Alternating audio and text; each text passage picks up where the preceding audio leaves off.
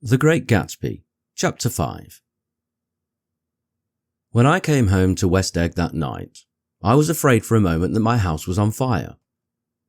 2 o'clock, and the whole corner of the peninsula was blazing with light, which fell and reeled on the shrubbery and made thin, elongating glints upon the roadside wires. Turning a corner, I saw that it was Gatsby's house, lit from tower to cellar.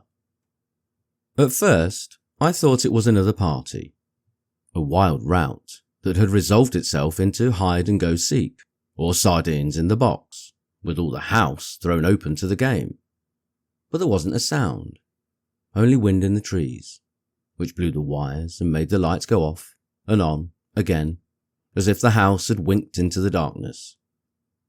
As my taxi groaned away, I saw Gatsby walking toward me across his lawn. "Your place looks like the World's Fair," I said. "Does it?" He turned his eyes toward it absently. "I have been glancing into some of the rooms. Let's go to Coney Island, old sport. In my car." "It's too late." "Well, suppose we take a plunge in the swimming pool. I haven't made use of it all summer." "I've got to go to bed." "All right." He waited, looking at me with suppressed eagerness. "I talked with Miss Baker," I said after a moment. "I'm going to call up Daisy tomorrow and invite her over here to tea." "Oh, that's all right," he said carelessly. "I don't want to put you to any trouble." "What day would suit you?" "What day would suit you?" he corrected me quickly. "I don't want to put you to any trouble, you see." "How about the day after tomorrow?" He considered for a moment. Then, with reluctance, "I want to get the grass cut," he said. We both looked down at the grass. There was a sharp line where my ragged lawn ended, and the darker, well-kept expanse of his began. I suspected that he meant my grass. "There's another little thing," he said uncertainly, and hesitated. "Would you rather put it off for a few days?" I asked. "Oh, it isn't about that. At least." He fumbled with a series of beginnings. "Why, I thought... Why, look here, old sport. You don't make much money, do you?" "Not very much." This seemed to reassure him, and he continued more confidently. "I thought you didn't, if you'll pardon my... You see, I carry on a little business on the side, a sort of sideline, you understand? And I thought that if you don't make very much, you're selling bonds, aren't you, old sport?" "Trying to." "Well, this would interest you.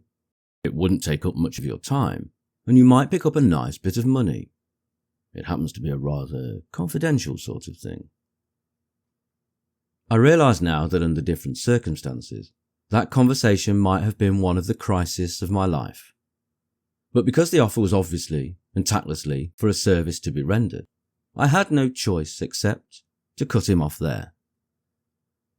"I've got my hands full," I said. "I'm much obliged, but I couldn't take on any more work." "You wouldn't have to do any business with Walsheim." Evidently, he thought I was shying away from the connection mentioned at lunch, but I assured him he was wrong. He waited a moment longer, hoping I'd begin a conversation, but I was too absorbed to be responsive, so he went unwillingly home. The evening had made me light-headed and happy. I think I walked into a deep sleep as I entered my front door. So I don't know whether or not Gatsby went to Coney Island, or for how many hours he glanced into rooms while his house blazed gaudily on.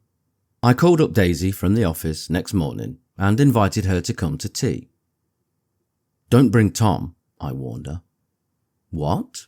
"Don't bring Tom." "Who is Tom?" she asked innocently. The day agreed upon was pouring rain. At 11 o'clock, a man in a raincoat, dragging a lawnmower, tapped at my front door and said that Mr. Gatsby had sent him over to cut my grass. This reminded me that I had forgotten to tell my Finn to come back, so I drove into West Egg Village to search for her among soggy, whitewashed alleys and to buy some cups and lemons and flowers. The flowers were unnecessary. For at 2 o'clock, a greenhouse arrived from Gatsby's with innumerable receptacles to contain it. An hour later, the front door opened nervously, and Gatsby, in a white flannel suit, silver shirt, and gold-coloured tie, hurried in. He was pale, and there were dark signs of sleeplessness beneath his eyes. "Is everything all right?" he asked immediately. "The grass looks fine, if that's what you mean." "What grass?" he inquired blankly. "Oh, the grass in the yard." He looked out the window at it, but, judging from his expression, I don't believe he saw a thing. "Looks very good," he remarked, vaguely. "One of the papers said they thought the rain would stop about 4. I think it was the Journal. Have you got everything you need, in the shape of tea?" I took him into the pantry, where he looked a little reproachfully at the tin. Together we scrutinised the 12 lemon cakes from the delicatessen shop. "Will they do?" I asked. Of course, they're fine." And, he added hollowly, "Old sport." The rain cooled about 3:30 to a damp mist, through which occasional thin drops swam like dew. Gatsby looked with vacant eyes through a copy of Clay's Economics, starting at the finish tread that shook the kitchen floor, and peering towards the bleared windows from time to time, as if a series of invisible but alarming happenings were taking place outside. Finally he got up and informed me, in an uncertain voice, that he was going home. "Why's that?" "Nobody's coming to tea. It's too late." He looked at his watch as if there was some pressing demand on his time elsewhere. "I can't wait all day." "Don't be silly. It's just 2 minutes to 4. He sat down miserably, as if I had pushed him, and simultaneously there was the sound of a motor turning into my lane. We both jumped up and, a little harrowed myself, I went out into the yard. Under the dripping bare lilac trees, a large open car was coming up the drive. It stopped. Daisy's face, tipped sideways beneath the 3-cornered lavender hat, looked out at me with a bright, ecstatic smile. "Is this absolutely where you live, my dearest one?" The exhilarating ripple of her voice was a wild tonic in the rain. I had to follow the sound of it for a moment, up and down, with my ear alone, before any words came through. A damp streak of hair lay like a dash of blue paint across her cheek, and her hand was wet with glistening drops as I took it to help her from the car. "Are you in love with me?" she said low in my ear. "Or why did I have to come alone?" "That's the secret of Castle Rackrent. Tell your chauffeur to go far away and spend an hour. Come back in an hour, Ferdy." Then in a grave murmur, "His name is Ferdy. Does the gasoline affect his nose?" "I don't think so," she said innocently. "Why?" We went in. To my overwhelming surprise, the living room was deserted. "Well, that's funny," I exclaimed. "What's funny?" She turned her head, as there was a light dignified knocking at the front door. I went out and opened it. Gatsby, pale as death, with his hands plunged like weights in his coat pockets, was standing in a puddle of water, glaring tragically into my eyes. With his hands still in his coat pockets, he stalked by me into the hall, turned sharply, as if we were on a wire, and disappeared into the living room. It wasn't a bit funny. Aware of the loud beating of my own heart, I pulled the door to against the increasing rain. For half a minute there wasn't a sound. Then from the living room I heard a sort of choking murmur and part of a laugh, followed by Daisy's voice on a clear artificial note. "I certainly am awfully glad to see you again." A pause. It endured horribly. I had nothing to do in the hall, so I went into the room. Gatsby, his hands still in his pockets, was reclining against the mantelpiece in a strained counterfeit of perfect ease, even of boredom. His head leaned back so far that it rested against the face of a defunct mantelpiece clock, and from this position his distraught eyes stared down at Daisy, who was sitting, frightened but graceful, on the edge of a stiff chair. "We've met before," muttered Gatsby. His eyes glanced momentarily at me, and his lips parted with an abortive attempt at a laugh. Luckily, the clock took this moment to tilt dangerously at the pressure of his head, whereupon he turned and caught it with trembling fingers and set it back in place. Then he sat down, rigidly, his elbow on the arm of the sofa and his chin in his hand. "I'm sorry about the clock," he said. My own face had now assumed a deep tropical burn. I couldn't muster up a single commonplace out of the 1,000 in my head. "It's an old clock," I told him idiotically. I think we all believed for a moment that it had smashed in pieces on the floor. "We haven't met for many years," said Daisy, her voice as matter-of-fact as it could ever be. 5 years next November." The automatic quality of Gatsby's answer set us all back at least another minute. I had them both on their feet with the desperate suggestion that they help me make tea in the kitchen, when the demoniac Finn brought it in on a tray. Amid the welcome confusion of cups and cakes, a certain physical decency established itself. Gatsby got himself into a shadow, and while Daisy and I talked, looked conscientiously from one to the other of us with tense, unhappy eyes. However, as calmness wasn't an end in itself, I made an excuse at the first possible moment and got to my feet. "Where are you going?" demanded Gatsby in immediate alarm. "I'll be back." "I've got to speak to you about something before you go." He followed me wildly into the kitchen, closed the door and whispered, "Oh God," in a miserable way. "What's the matter?" "This is a terrible mistake," he said, shaking his head from side to side. "A terrible, terrible mistake. You're just embarrassed, that's all. And luckily," I added, "Daisy's embarrassed too." "She's embarrassed?" he repeated incredulously. "Just as much as you are." "Don't talk so loud." "You're acting like a little boy," I broke out impatiently. "Not only that, but you're rude. Daisy's sitting in there all alone." He raised his hand to stop my words, looked at me with unforgettable reproach, and, opening the door cautiously, went back into the other room. I walked out the back way, just as Gatsby had when he'd made his nervous circuit of the house half an hour before, and ran for a huge black knotted tree, whose massed leaves were a fabric against the rain. Once more it was pouring, and my irregular lawn, well shaved by Gatsby's gardener, abounded in small muddy swamps and prehistoric marshes. There was nothing to look at from under the tree, except Gatsby's enormous house, so I stared at it, like Kant at his church steeple, for half an hour. A brewer had built it early in the period craze, a decade before, and there was a story that he'd agreed to pay 5 years' taxes on all the neighbouring cottages if the owners could have their roofs thatched with straw. Perhaps their refusal took the heart out of his plan to found a family. He went into an immediate decline. His children sold his house with the black reef still on the door. Americans, while willing, even eager, to be serfs, have always been obstinate about being peasantry. After half an hour, the sun shone again, and the grocer's automobile rounded Gatsby's drive with the raw material for his servant's dinner.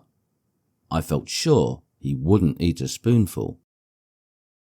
A maid began opening the upper windows of his house, appeared momentarily in each, and leaning from the large central bay, spat meditatively into the garden. It was time I went back. While the rain continued, it had seemed like the murmur of their voices, rising and swelling a little now and then with gusts of emotion. But in the new silence, I felt that silence had fallen within the house too. I went in, after making every possible noise in the kitchen, short of pushing over the stove, but I don't believe they heard a sound. They were sitting at either end of the couch, looking at each other as if some question had been asked or was in the air, and every vestige of embarrassment was gone. Daisy's face was smeared with tears, and when I came in, she jumped up and began wiping at it with her handkerchiefs before a mirror. but there was a change in Gatsby that was simply confounding. He literally glowed. Without a word or a gesture of exultation, a new well-being radiated from him and filled the little room. "Oh, hello, old sport," he said, as if he hadn't seen me for years. I thought for a moment he was going to shake hands.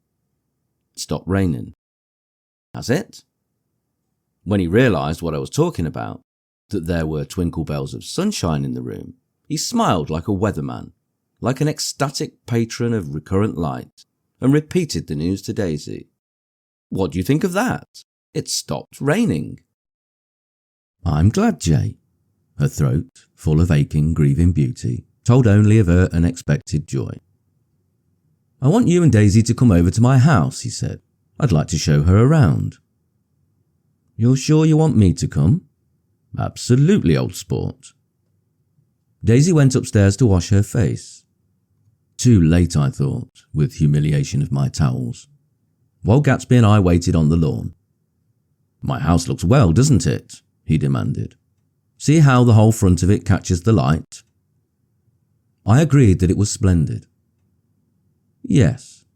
His eyes went over it, every arch, door and square tower. "It took me just 3 years to earn the money that bought it." "I thought you inherited your money." "I did, old sport," he said automatically, "but I lost most of it in the big panic, the panic of the war."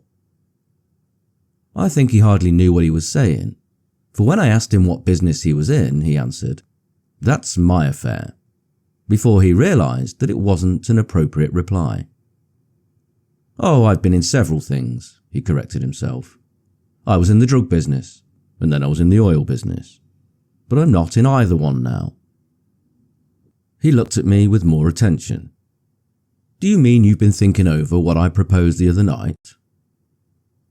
Before I could answer, Daisy came out of the house and 2 rows of brass buttons on her dress gleamed in the sunlight.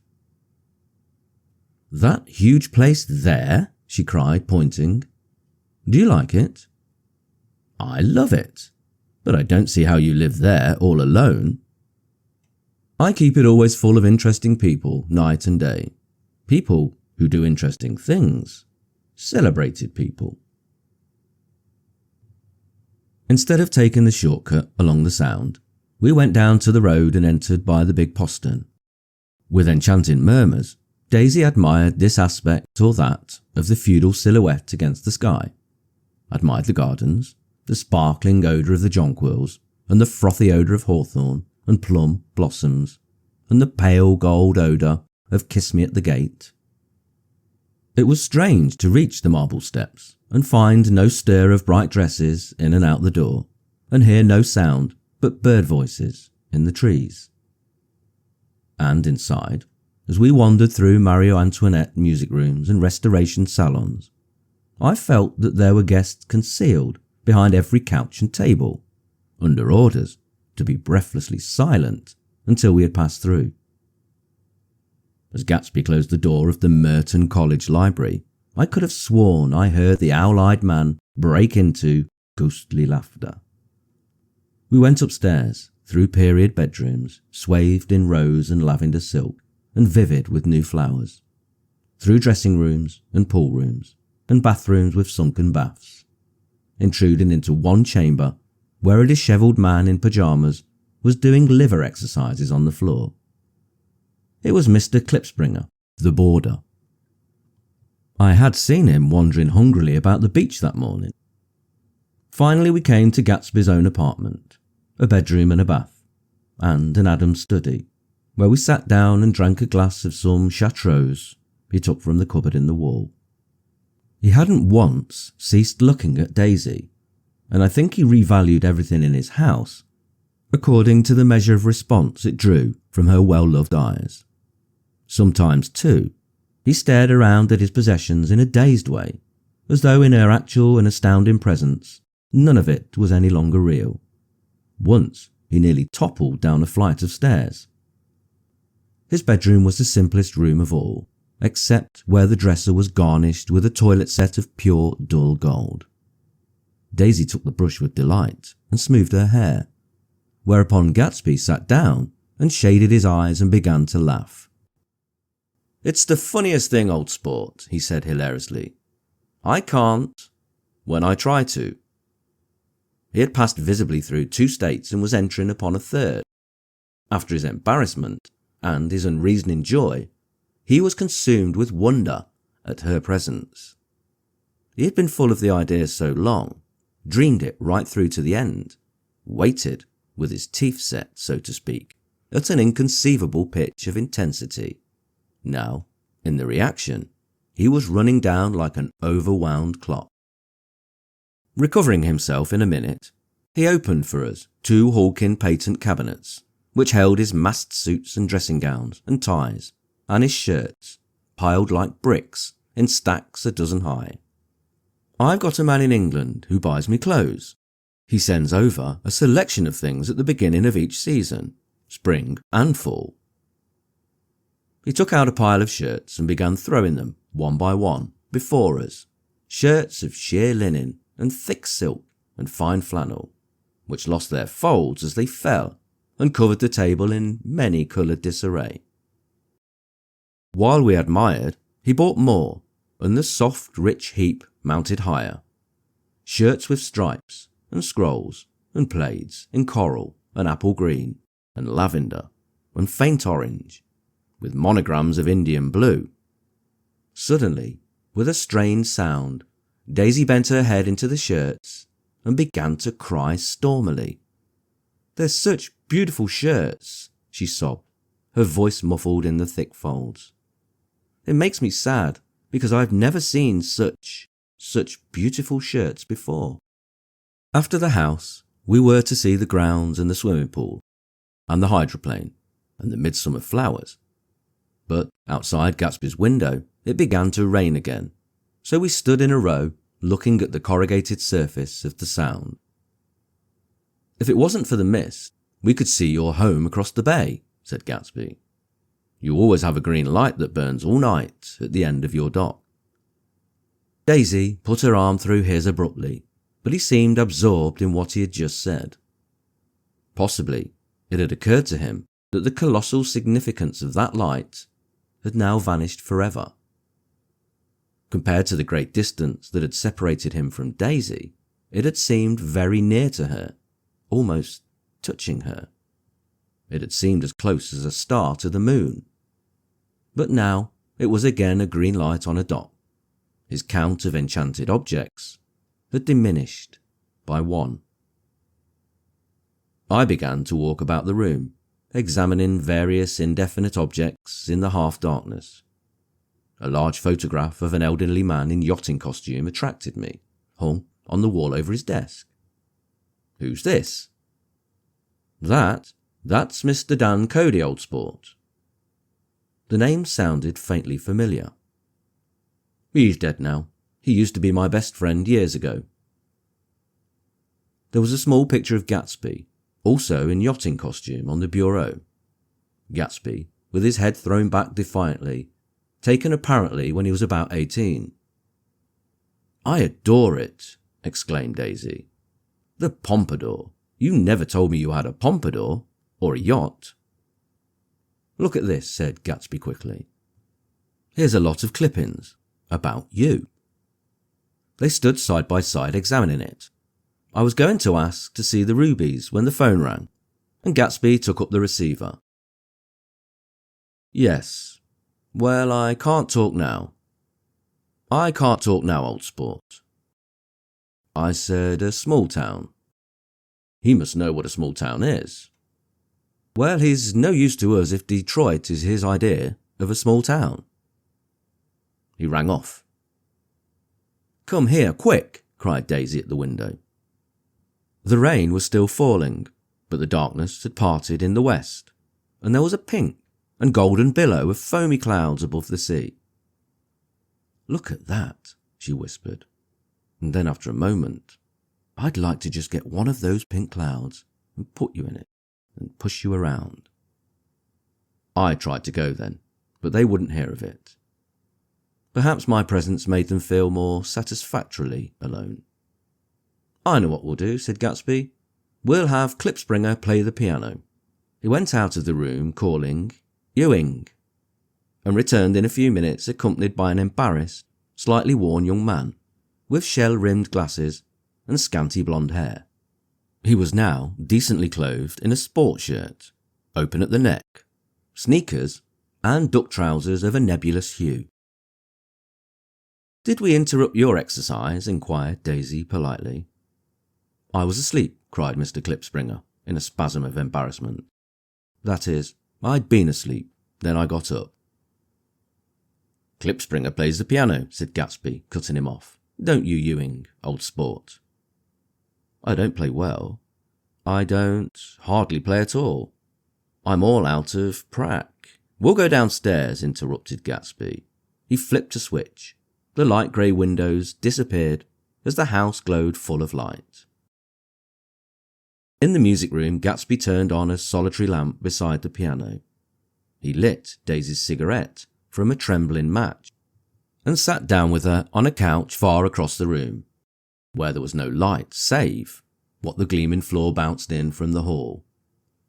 When Klipspringer had played The Love Nest, he turned around on the bench and searched unhappily for Gatsby in the gloom.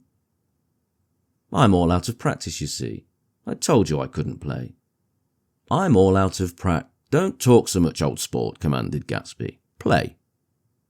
"In the morning, in the evening, ain't we got fun?"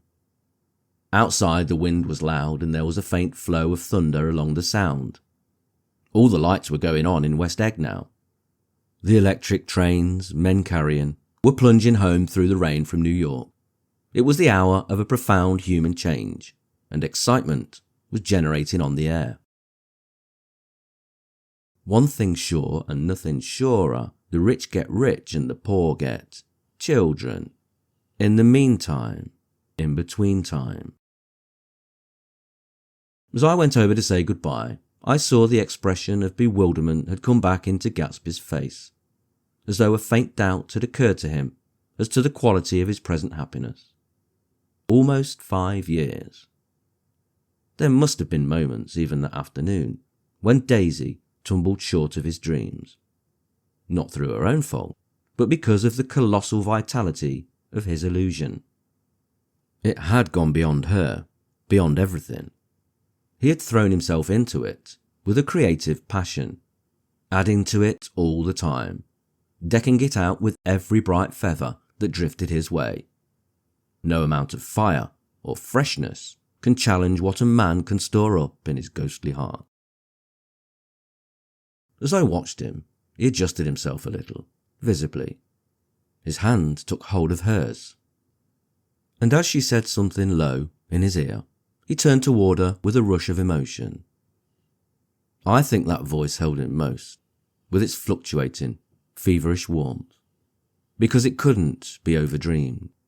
That voice was a deathless song.